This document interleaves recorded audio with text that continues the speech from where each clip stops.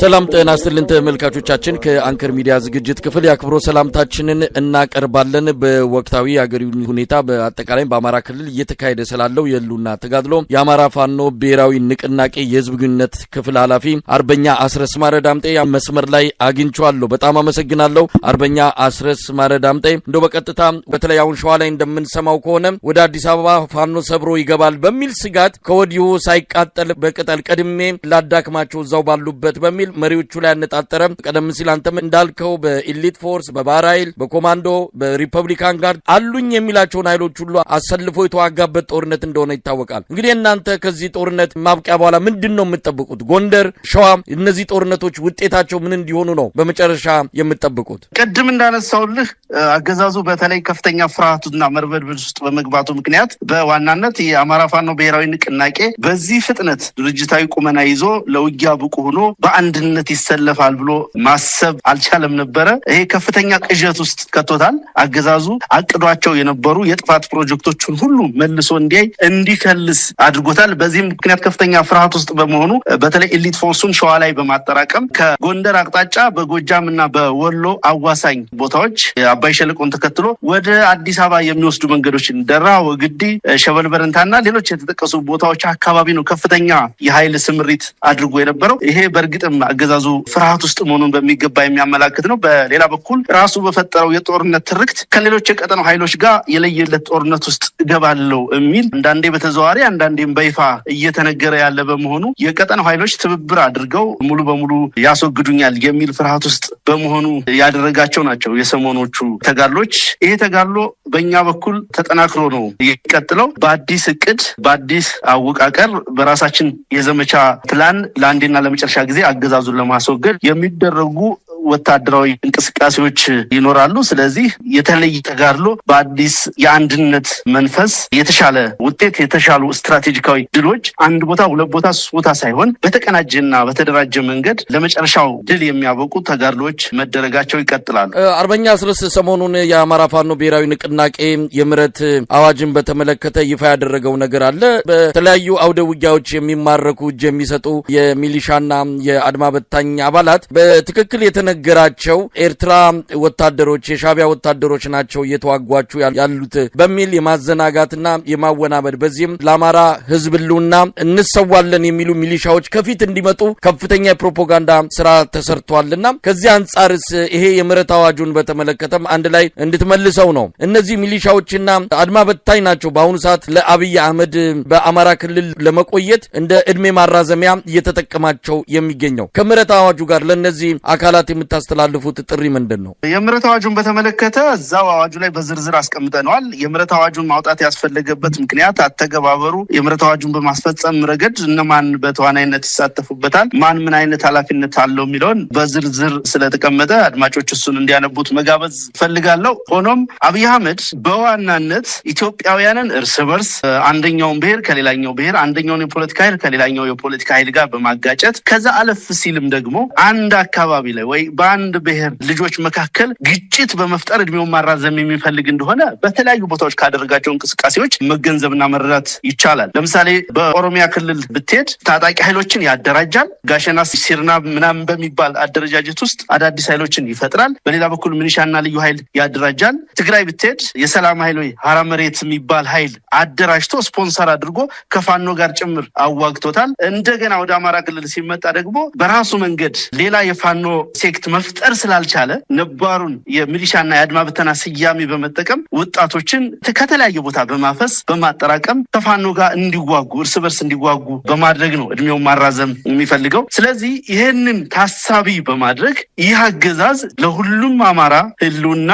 አደጋ መሆኑን በመረዳት በተሳሳተ መንገድ በኢኮኖሚ ጥያቄ በሌላም ፖለቲካዊ ምክንያት ይህንን አገዛዝ ተቀላቅለው እየተዋጉን ያሉ ወገኖቻችን አፈሙዛቸውን ወደ ጠላት እንዲያዞሩ እንዲዞሩ እሱም ማድረግ ካልቻሉ ደግሞ አፈሙዛቸውን አስቀምጠው በሰላም ኑሯቸውን እንዲመሩ የፋኖ ኃይል ደግሞ አስደናቂውን ተጋድሎ የበለጠ አቀጣጥሎና በተደራጀ ሁኔታ የአማራን ህዝብ ነጻነትና ማህበራዊ ረፍት እንዲያመጣ የበኩላቸውን በጎ ሚና እንዲጫወቱ ከዚህ በፊትም ተደጋጋሚ ጥሪዎችን ስናደርግ ነው የቆየነው። በተደራጀ መንገድ የምህረት አዋጅ ሲታወጅ ኮሚቴ ተቋቁሞ ፎርም ተዘጋጅቶ ለታችኛው መዋቅር ሁሉ መመሪያ ሲሰጥ ግን ይሄ የመጀመሪያው ነው። ገና የምህረት አዋጁ በታወጀ በሰዓታት ልዩነት ውስጥ በርካታ ሚሊሻ አድማ ብተናና የመከላከያ ኃይል በታችኛው መዋቅር እየተቀላቀለ አቀባበል እየተደረገለት ነው የሚገኘው። አፈጻጸሙ ታይቶ የበለጠ ተጠናክሮ የሚቀጥልበት ሁኔታ ነው ሊኖር የሚገባውም የሚችለውም። ይሄንን ለመተግበር የአማራ ፋኖ ብሔራዊ ንቅናቄ ከፍተኛ አመራር ሙሉ አቅምና ቁርጠኝነት ያለው መሆኑን በዚህ አጋጣሚ መግለጽ ፈልጋለሁ። እንግዲህ አርበኛ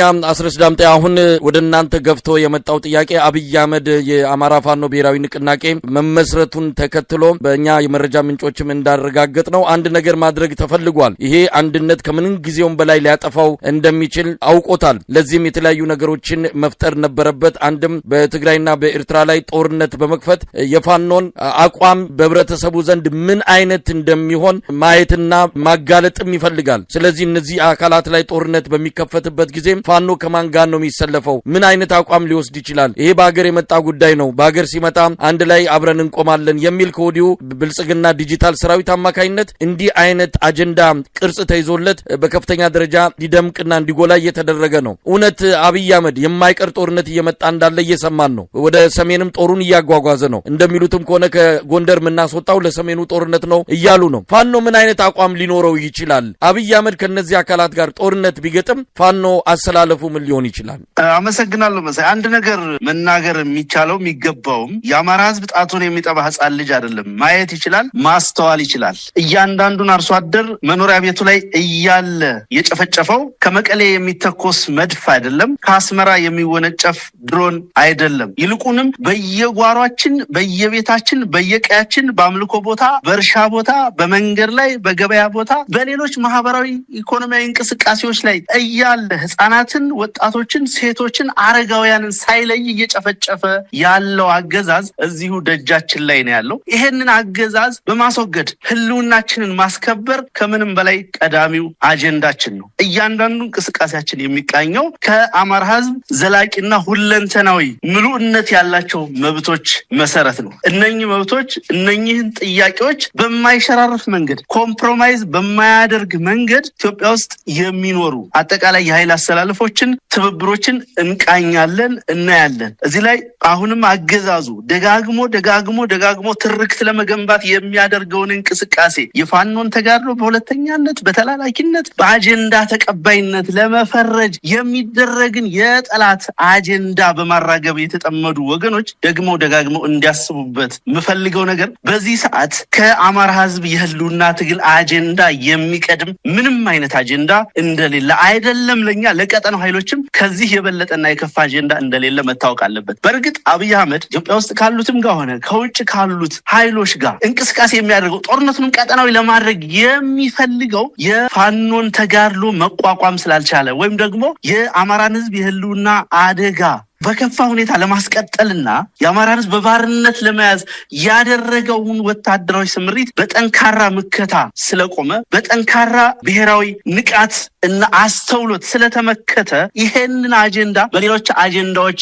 በማለባበስ በሌሎች አጀንዳዎች ስር እንዲዋጥ በማድረግ ህዝቡ ለብሔራዊ አጀንዳዎች ያለውን ስስ ስሜትና ፍላጎት እና ኢትዮጵያ ውስጥ ባለ የሀገረ መንግስት ግንባታ ታሪክ የነበረውን የጎላ ድርሻ መሰረት በማድረግ ያለውን ሴንቲሜንት ተጠቅሞ ከአጀንዳው ለማናጠብ እና ወደሚፈልገው መንገድ ለመምራት የሚያደርገው እንቅስቃሴ እንጂ አሁንም ቢሆን ዛሬም ድረስ የአብይ አህመድ ዋነኛ አጀንዳው የአማራን ህዝብ ማንበርከክ፣ የአማራን ህዝብ በባርነት ውስጥ ማቆየት መሆኑ መታወቅ አለበት። ጦርነት ይጀመራል አይጀመርም፣ ከማን ጋር እንዴት የሚለውን እንግዲህ በሚከሰት ጊዜ ብንነጋገርበት የተሻለ ነው የሚሆነው። አንድ ነገር በእርግጠኝነት ምነግርህ ግን መሳይ፣ እኛ ከአማራ ህዝብ መብትና ጥያቄዎች የዘለለ ያለፈም ያነሰም አጀንዳ የለንም። ውግንናችንም ከህዝባችን ጋር ነው፣ ከማንም ጋር ሳይሆን ከአማራ ህዝብ ጥያቄዎችና መብቶች ጋር ነው። የትኛውም ምድራዊ ኃይል ከአማራ ህዝብ ነጻነት መብት ህልውና ጋር በቀጥታ የሚጋጭ ከሆነ ወይም ከጥያቄዎቻችን በተቃራኒ የሚሰለፍ ከሆነ እንከላከለዋለን፣ እንዋጋዋለን። ከዚህ መብታችን ከዚህ ጥያቄያችን ከነጻነት ጥያቄያችን ከህልውና ጥያቄያችን በተቃራኒ የማይሰለፉ ኃይሎች ጋር የምንዋጋ ደግሞ መርሰነሪዎች ቅጥረኛ ነፍሰ ገዳዮችም አይደለንም። ጦርነት ናፍቆንም አይደለም። ህልመኛ ወጣቶችን በየቀኑ እየገበርን ያለነው በየቀኑ ከፍተኛ መስዋዕትነት እየከፈልን ያለነው ሰላምን ፍለጋ ነው፣ ለህዝባችን ማህበራዊ ረፍትን ፍለጋ ነው። ስለዚህ በእነኚህ መመዘኛዎች መሰረት እያንዳንዱ እንቅስቃሴያችን ይሰላል ማለት ነው። እንግዲህ አርበኛ አስረስ ማረ ዳምጤ ስለ አዲሱ ድርጅታችሁ ወይም ንቅናቄያችሁ የአማራ ፋኖ ብሔራዊ ንቅናቄ የተወሰነ መረጃ ካለ ነው። ንቅናቄው ተመስርቷል። በዚህ አጭር ጊዜ ውስጥ ከፍተኛ የሆነ ንቅናቄ በተለይ በህዝቡ ውስጥ የሰጠው ተስፋ ቀላል የሚባል አይደለም። ይሄ አንድነት በብዙዎች ልብ ውስጥ ተስፋን የፈነጠቀ በአማራ ህዝብ ብቻ ሳይሆን በቀረው የኢትዮጵያ ህዝብም አንድ ሆናችሁ መምጣታችሁ የፈጠረው መነቃቃት እንዲሁ በቃላትም የሚገለጽ አይደለም። ምን እያደረጋችሁ ነው? ያው ድርጅታዊ ማዋቀር ቀላል እንዳልሆነ ይገባናል። አገዛዙን በድንጋጤ ውስጥ ሆኖ እናንተን ቶሎ ጎትቶ ወደ ጦርነት ውስጥ ለማስገባት ከፍተኛ ጥረት እያደረገን ያለው እናንተ የማደራጀት ፖለቲካዊና ወታደራዊ አንድነታችሁን የበለጠ ለማጠናከር እያደረጋችሁት ያለውን እንቅስቃሴ ለመረበሽ የተለያዩ ነገሮችን እያደረገ እንዳለ ይገባናል። በመረጃ ምንጮችም እንደነዚህ አይነት ነገሮች እየደረሱን ነው። ግን እናንተ በምን ሁኔታ ላይ ነው ያላችሁ? እንደው ባጭሩ ስለዚህ ጉዳይ የምትነግረን ነገር ካለ። ይሄ ድርጅት ምስረታ በጣም በእጅጉ የምንኮራበት እኔም ጓዶችም በዚህ ሂደት የተሳተፈ ሁሉም አማራ ፋኖ ብሔራዊ ንቅናቄ አመራርና የዚህ ድርጅት መስራች ድርጅቶች አመራር በፍጹም ወንድማማችነትና ቅንነት የተመሰረተ ድርጅት ነው። ይህ እውን እንዳይሆን አገዛዙ ቢሊየን ገንዘቦችን ፈሰስ አድርጎ በርካታ የፕሮፓጋንዳ ስራ ሰርቷል፣ በርካታ የፖለቲካ ስራ ሰርቷል፣ በርካታ ወታደራዊ ስራ ሰርቷል። የአካል ስብሰባ እንኳን ለማድረግ በጣም በሚያስቸግር ሁኔታ በርካታ አካባቢዎች ጓዶች ከተከታታይ የድሮን ጥቃቶች በተአምር ተርፈዋል። ስለዚህ ይሄ ሁሉ ነገር ዋጋ ተከፍሎበት ብዙ መንገድ ተራምደንበት የመጣ ድርጅት ነው። በእኔ እይታ ላለፉት በርካታ ዓመታት ወደ 50 ለሚጠጋ ዓመታት የአማራ ህዝብ በዚህ ልክ የገዘፈ ይህንን የሚያክል የህዝብ ድጋፍ ያለው ይህንን የሚያክል የታጠቀ ኃይል ያለው ይህንን የሚያክል አባል ያለው ይህንን የሚያክል ትልቅ አጀንዳ የተሸከመ አንድ ወጥ ድርጅት መስርቶ አያውቅም። ስለዚህ ህዝቡም ሰራዊቱም እንዳይልብኔሉ የሚጠብቀው ድርጅት ነው። እንዳነሳው እያንዳንዱ ነገር በአንድ ጀንበር የሚጠናቀቅ አይደለም። የድርጅቱ የላይኛው መዋቅር በይፋ ለህዝብ ተገልጧል። ሌሎች በየቀጠናው ያሉ በየእዝ ያሉ መዋቅሮች ይቀጥላሉ። እነሱን ለማሳካት ከፍተኛ አመራሩ 24 ሰዓት እየሰራ ነው የሚገኝ አንዳንድ በፍጥነት ያልተከናወኑ ነገሮች ሊኖሩ ይችላሉ። ሰራዊቱም ህዝቡም የሚጠብቃቸው እሱ በስንፍና ወይም በልግመት የመጣ ሳይሆን አንዳንድ ቦታዎች ላይ የቆዩ ችግሮችንም ጭምር በጣም በሚያርም መንገድ በችኮላ ሳይሆን በተሰላና በሰከነ መንገድ መሬት የያዘ ተቋም እንዲሆን ጥረቶች እየተደረጉ ነው ያሉት። በአጠቃላይ በድርጅቱ አመራር መካከል ያለው ጓዳዊ ቅርርብ፣ ወንድማማችነት እና አሰላለፍ በእጅጉ የሚያኮራ በእጅጉ ተስፋ የሚሰጥ በእርግጥም ትግሉን ማሸነፍ እንደምንችል በእርግጥም ትውልዱ በራስ በቅነት በራሱ አቅም በራሱ ተነሳሽነት ትግልን መጀመርም መምራትም ማሳካትም የሚችል መሆኑን በተግባር የተረጋገጠበት ክንውን ነው። እስካሁን እየተከናወኑ ያሉ ሂደቶች በየጊዜው ስብሰባዎች ይደረጋሉ፣ በየጊዜው ውይይቶች ይደረጋሉ፣ ውሳኔዎች ይተላለፋሉ። እያንዳንዱ ፖለቲካዊ ወታደራዊ እንቅስቃሴዎች ውሳኔና ብይን ይሰጥባቸዋል። አመራሩ በፍጹም ወንድማማችነት ተቀራርቦ በመስራት ላይ ነው የሚገኘው። ቀሪ የድርጅቱ መዋቅር ለማዋቀር እንዳልኩ 24/7 በመትጋት ላይ ነው የምንገኘው።